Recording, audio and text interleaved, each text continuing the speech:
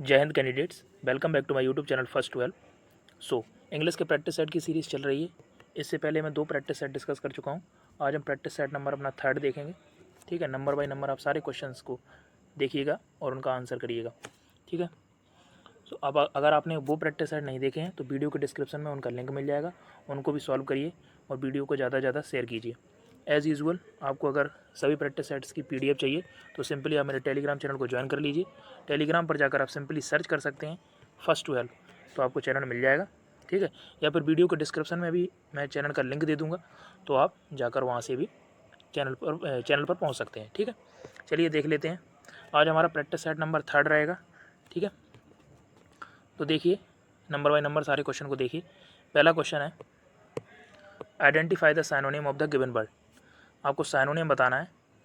Garrulous, garrulous means क्या होता है? गैरुलस मीन्स होता है बातूनी। ठीक है, तो इसका आंसर क्या होगा? इसका आंसर होगा option number A.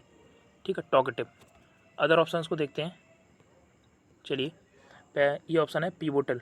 Pivotal means क्या होता है? पिवोटल मीन्स होता है क्रूशियल। ठीक है, क्रूशियल, क्रूशियल मीन्स महत्वपूर्ण। ठीक है, बाकी ये टेसिटर्न। टेसिटर्न मीन्स होता है यूजिंग फ्यू वर्ड्स, यानी कम शब्दों का प्रयोग करने वाला। और टॉकेटिव मैंने आपको बता ही दिया, ये इसका साइनोनिम हो गया। ये हो गया प्लेसिड। प्लेसिड मीन्स क्या होता है? प्लेसिड मीन्स होता है काम। ठीक है, या फिर आप एक साइनोनिम और लिख सकते हैं, सीरेन, SERENE। चलिए नेक्स्ट क्वेश्चन को देखते हैं। क्वेश्चन नंबर 2 है, fill in the blanks. Relative pronoun आपको यहाँ पर फिल करना है। मैंने इससे पहली वाली वीडियो में भी इसका कॉन्सेप्ट बताया था। आप इसमें सब्जेक्ट और वर्ब को काउंट करिए। ठीक है, उससे ही आपका इसका आंसर आ जाता है। ठीक है, पहली बात तो मैं आपको ऑप्शन कट करवा देता हूँ, जैसे कि हुज़ होगा नहीं। ठीक है, यहाँ पर किसी का रिलेशन नहीं बताना है। ठीक है, और विच नहीं होगा, विच क्योंकि नॉन लिविंग के लिए आता है। वो अदर केसेस होते हैं कि विच लिविंग के लिए भी आ जाता है, पर इसमें नहीं आएगा। ठीक है, चलिए हु और हुम में से आप देखिए, हु और हुम में से क्या आएगा? सबसे पहली बात आप काउंट करिए। पहले ये द डॉग है S1। ठीक है, हमारा बिट ये बाइट की सेकंड फॉर्म है, बाइट मीन्स काटने की, तो ये हो गई V1। ठीक है, उसके बाद वॉज जो है वो हमारी हेल्पिंग वर्ब है, ट्राइंग हमारी मेन वर्ब है, तो ये दोनों मिलकर बनाएंगे हमारी V3। तो हमारे पास सब्जेक्ट 1 है और वर्ब हमारे पास 2 हैं, तो सब्जेक्ट को इक्वल करना है तो सब्जेक्टिव केस आएगा। तो सब्जेक्टिव केस आने के लिए आप इसमें क्या आएगा? हु, तो ऑप्शन नंबर B। इसलिए चलिए फिर है 3rd number question, identify the correct preposition. ठीक है, this bag is made dash leather. मैं आपको एक कॉन्सेप्ट बताता हूँ मेड का। ठीक है, मेड ऑफ आएगा या मेड फ्रॉम आएगा, तो इसमें आप देख लीजिए, इसमें अगर फिजिकल चेंज होता है, ठीक है, तो उसमें आता है ऑफ। ठीक है, बाकी अगर केमिकल चेंज होता है, जैसे कि दूध से दही का बनना, ठीक है, तो इसमें जैसे केमिकल चेंज उसमें आता है फ्रॉम। ठीक है, तो इसमें क्या है? This bag is made of leather, तो इसमें ऑप्शन नंबर B सही होगा। चलिए देखिए क्वेश्चन नंबर 4 क्या है। क्वेश्चन नंबर 4 है, find the antonym of the given word. Vanity. Vanity means क्या होता है? वैनिटी मीन्स होता है घमंड। ठीक है, तो इसका प्राइड होगा नहीं, क्योंकि प्राइड मीन्स खुद ही घमंड होता है, तो इसका ये तो साइनोनिम हो जाएगा। ठीक है, तो इसका एंटोनिम क्या होगा? एंटोनिम होगा इसका ह्यूमिलिटी। ह्यूमिलिटी मीन्स होता है हम्बलनेस, शालीनता। ठीक है, इरूडाइट आपको पता होगा, इसका होता है स्कॉलर। ठीक है, वेरी वाइज पर्सन। ठीक है, एक्यूट एक्यूट मीन्स होता है वेरी शार्प। ठीक है, ओके, चलिए ये चलते हैं। क्वेश्चन नंबर 5 में क्या है? Select the correct verb. ठीक है, ये एक प्रोवर्ब दिए है आपको, early to bed, early to rise, dash a man healthy wealthy and wise. ठीक है, आपको पता ही होगा ये सारी जो इतनी प्रोवर्ब होती हैं वो प्रेजेंट इंडेफिनिट में बनती हैं।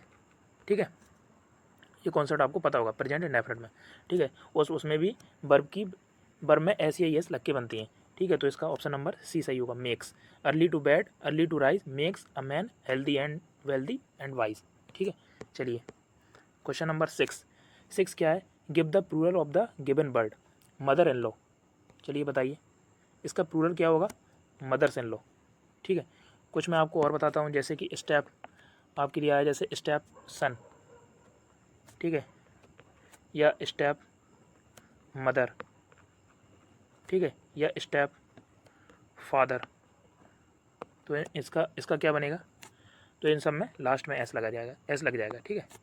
Step sons, step mothers and step fathers. चलिए क्वेश्चन नंबर 7 क्या है, choose the correct passive voice, how many books do you read. ठीक है, तो यहाँ पर सब्जेक्ट क्या है, यू के बारे में बात हो रही है, तो यू यहाँ पर सब्जेक्ट होगा, बुक्स यहाँ पर ऑब्जेक्ट होंगी। ठीक है, तो यहाँ पर पैसिव वॉइस में क्या होगा, यानी कि यू जो है वो ऑब्जेक्ट बनेगा, यानी कि बाई यू होगा। तो पहली बात तो ये दूसरा वाला ऑप्शन कट हो गया, बाई हाउ मैनी से बना है। ठीक है, उसके बाद रीड की सेकंड थर्ड फॉर्म रीडेड होती है क्या, नहीं होती है ना, तो ऑप्शन नंबर डी भी कट हो गया। उसके बाद बचा ऑप्शन नंबर ए और ऑप्शन नंबर बी। ठीक है, और उसके बाद ये आपको टेंस किस में दिख रहा है, प्रेजेंट इंडेफिनिट में, तो इसका पैसिव कैसे बनता है, is are am plus verb की थर्ड फॉर्म। तो ठीक है, तो फिर ये डू से बना है, तो इसलिए ये भी कट हो गया और इसका ऑप्शन नंबर ए सही हो गया। तो इसका ऑप्शन क्या होगा, ऑप्शन नंबर ए। बाकी मैं इसका कॉन्सेप्ट बताता हूँ आपको, जैसे कि आपको एक्टिव वॉइस में हाउ मैनी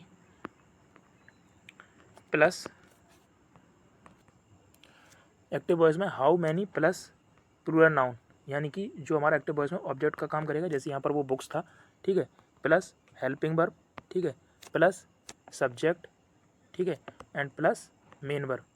ठीक है, अगर ऐसा स्ट्रक्चर आपको दिखता है तो इसका पैसिव वॉइस में स्ट्रक्चर क्या होगा, इसका पहले हाउ मैनी तो सेम रहेगा, ठीक है, उसके बाद आएगा हमारा प्लूरल नाउन जो उसमें दिया है बुक्स, ठीक है, plus helping verb, plus main verb की थर्ड फॉर्म, उसके बाद बाई, उसके बाद सब्जेक्ट और एंड क्वेश्चन मार्क।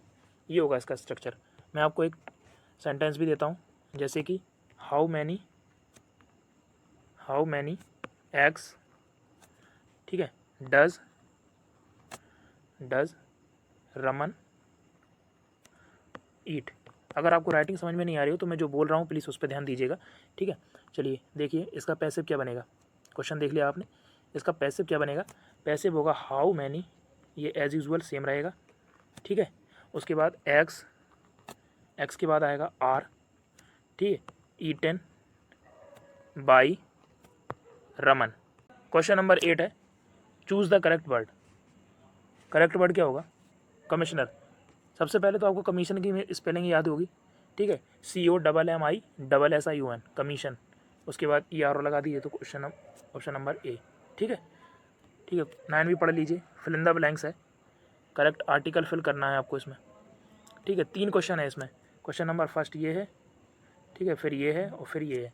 ठीक है, he has been preparing for National Defence Academy for dash year, इसका प्रोनाउंसिएशन होता है ईयर, ईयर नहीं होता है ईयर। ठीक है, उसके बाद mister Verma is dash SP in CISF, फिर है my brother in law is dash DSP। तीनों में बताइए क्या आर्टिकल फिल होगा। चलिए बताता हूँ मैं, इसका आंसर होगा ऑप्शन नंबर ए। पहले वाले में आएगा एन, तो किसी तरीके से नहीं आएगा क्योंकि इसका प्रोनाउंसिएशन ईयर नहीं होता है, ईयर होता है ईयर। ठीक है, तो इसमें ए आएगा। ठीक है, उसके बाद मिस्टर वर्मा इज़, आपको पता ही होगा किसी भी पोस्ट का नाम हो, जैसे MLA या SP DSP, तो इन सभी में सबसे पहले एन फिल होता है। ठीक है, तो एन आ जाएगा। My brother in law is, इसके बाद इसमें भी आ जाएगा इज़ आ, इसमें हर जगह लेकिन एन ए नहीं आता है, ठीक है, या एन नहीं आता, सॉरी, हर जगह एन नहीं आता है। जैसे अब इसका DSP, इसका प्रोनाउंसिएशन ही डी से है, तो यहाँ पर ए आएगा। और ये लास्ट वाला रागनी अर्न्स ₹2000 अ मंथ, ठीक है, पर जैसे पर मंथ बोलते हैं ना, उसको अ मंथ बोला जाता है, ठीक है, एक महीने में। चलिए question number 10, choose the correct word substitution बताना है आपको, वर्ड सब्स्टिट्यूशन। ठीक है, one who does not care for literature और आर्ट, इसका क्या होगा, इसका आंसर होगा ऑप्शन नंबर बी। ठीक है, फिलिस्तीन। ओके, बाकी ये देखिए पैरासाइट तो आपको पता ही होगा, पैरासाइट होता है परजीवी। ठीक है, one who depends on others. ठीक है, उसके बाद प्रीमिटिव मीन्स होता है प्राचीन,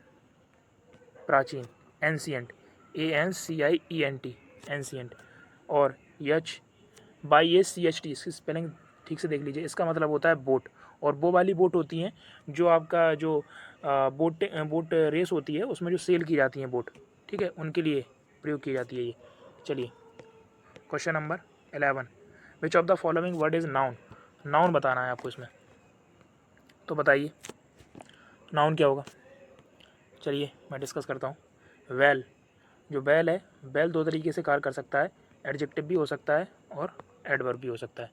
ठीक है, आगे ऑप्शन नंबर सी जो है अफेक्ट, अफेक्ट हमेशा वर्ब ही होता है, वो इफेक्ट होता है, इफेक्ट। ठीक है, वो होता है नाउन। ठीक है, और ये क्या है, एसेंशियल, एसेंशियल जो है वो एडजेक्टिव है। ठीक है, जिस भी वर्ड का जो सफिक्स हो लास्ट में सी एल ई एल हो, मतलब TIAL, ठीक है, तो वो एडजेक्टिव ही होता है। और जिस भी वर्ड का सफिक्स लास्ट में DOM हो, वो हमेशा नाउन होता है। हाँ ठीक है, तो इसका ऑप्शन नंबर ए सही होगा। चलिए, identify the meaning of the given idiom. A green horn, a green horn, शायद आपने ईडियम सुना होगा। ग्रीन हॉर्न मीन्स होता है अन इनएक्सपीरियंस्ड पर्सन। ठीक है, नौसिखिया एक तरह से आप बोल सकते हैं उसको। ठीक है, न्यू भी बोल सकते हैं। ठीक है, बिगिनर बोल सकते हैं, काफ़ी साइनोनिम होते हैं इसके। ठीक है, बाकी चलिए नीचे चलते हैं और डिस्कस करते हैं। क्वेश्चन नंबर 13 है, fill in the blanks.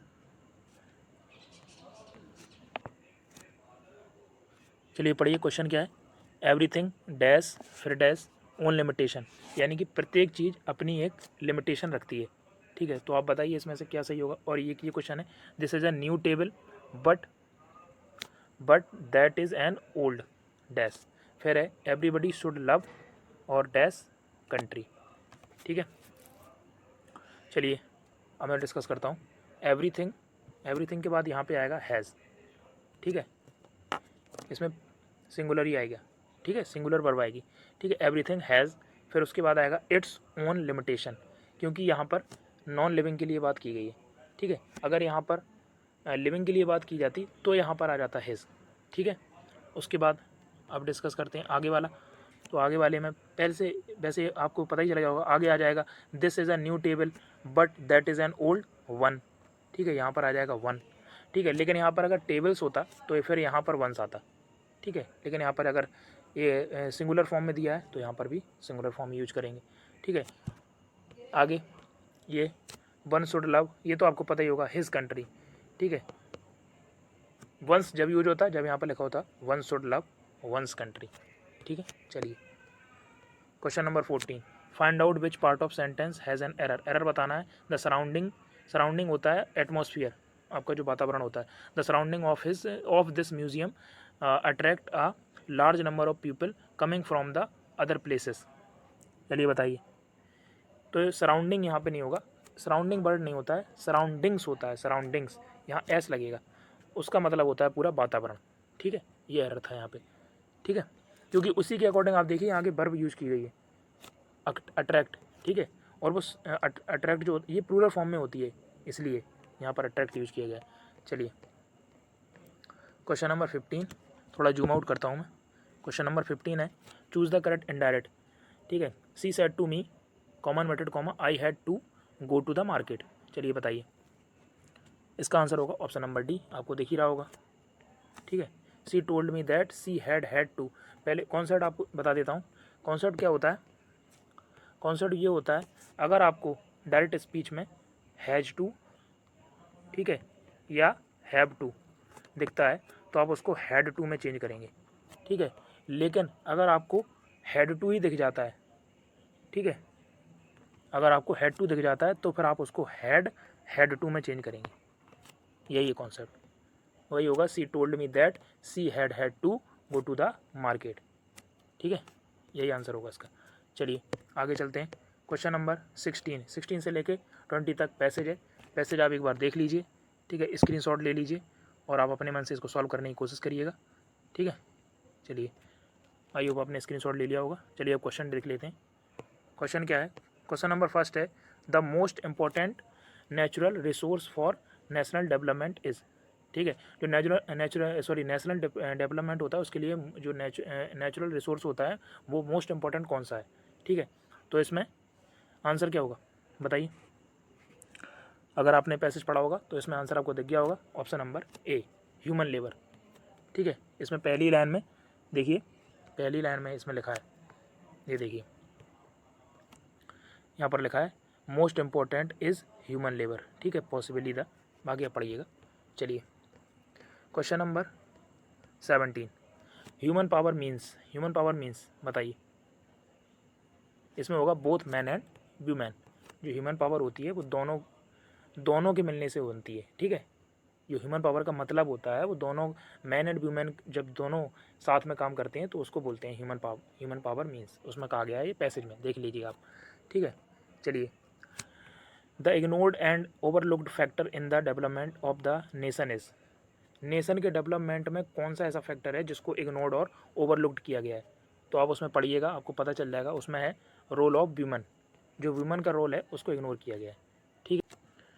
Question number 19 क्या है, वुमेन हैव हार्डली, वुमेन के पास मुश्किल से ही होता है, क्या होता है, इसका ऑप्शन नंबर होगा सी, ठीक है। एनी बॉयज़ इन फैमिली और इकोनॉमिक स्टेटस। मैं आपको पैसेज में दिखा देता हूँ, पैसेज में भी यहीं पर लिखा है, तीसरी चौथी लाइन है इसमें आई थिंक, ठीक है।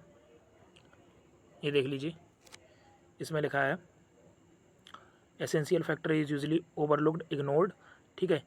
उसके बाद यहाँ पर लिखा है, ये देखिए, uneducated, without any boys in family और कम्युनिटी डिसीजन, विदाउट लीगल और इकोनॉमिक स्टेटस। आप पढ़िएगा, आपको मिल जाएगा। चलिए आगे चलते हैं। क्वेश्चन नंबर लास्ट है हमारा 20, women power is, women power है, वुमेन पावर क्या है बताइए। इसका ऑप्शन नंबर होगा A, an essential power in the development of nation, ठीक है। आई होप सारे क्वेश्चंस आपको समझ में आए होंगे, ठीक है। प्रैक्टिस सीरीज़ आपको अच्छी लग रही होगी, ठीक है। अगर आपको वीडियो अच्छी लगती है तो प्लीज़ वीडियो को शेयर कीजिए, ठीक है, दोस्तों के साथ, और वीडियो को लाइक भी कीजिए, ठीक है। अगर आपका किसी भी क्वेश्चन से रिलेटेड कोई भी डाउट बच रहा हो तो कमेंट सेक्शन में आस्क कर लीजिएगा, मैं आपका रिप्लाई कर दूंगा, ठीक है। बाकी नीचे चलते हैं, और क्या, चैनल पर अगर फर्स्ट टाइम आएंगे तो प्लीज़ चैनल को सब्सक्राइब कर लीजिए। बाकी थैंक यू, जय हिंद।